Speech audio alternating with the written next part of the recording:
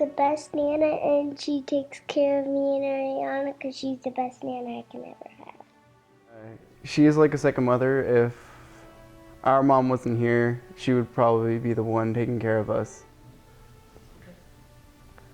We were married 46 years. My husband was in the military for 27 of those years. We had no plans to adopt any children. I saw a commercial on TV one night and it said they were desperately in need of foster parents.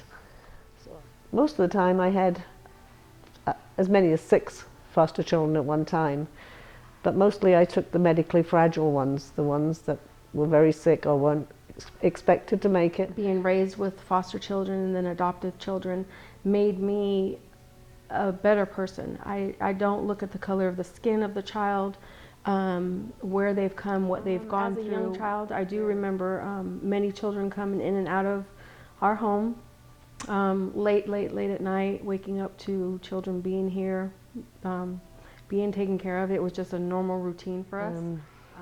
It was almost 7 years ago and he wasn't feeling good and I thought he had appendicitis. So we went to St. Mary's emergency room and they said no, it was diverticulitis. So we came back home and for the next year he was constantly sick.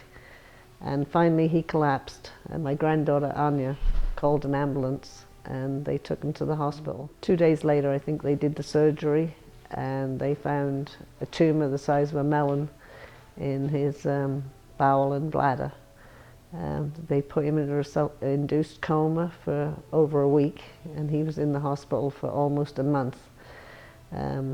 Dr. Nanda, our oncologist, gave him 3 months at the max. He really suffered and he really fought, you know. He was just so brave. He fought to live. And I still kept saying, you know, we have another miracle. He's not going to die. And they said, you know, you need to face reality. He is. He's not going to make it. And I said, oh no, he is. You know, we still have one more miracle left, because all the 6 kids were miracles too. And unfortunately, we didn't get the last miracle. And the last 2 weeks were the worst. And finally, the last week when all the family was here, he fell asleep on Easter Sunday. I got him up Sunday morning and I said, we'll take you outside to watch the great-grandkids do the Easter egg hunt. And he said, okay. And he went back to bed and went to sleep and he didn't wake up and he passed away. He was like the rock of the family. When my husband was diagnosed with cancer, then the family said, well, you need to go and take Dad and do the things that you always wanted to do because we don't know how much time he has left.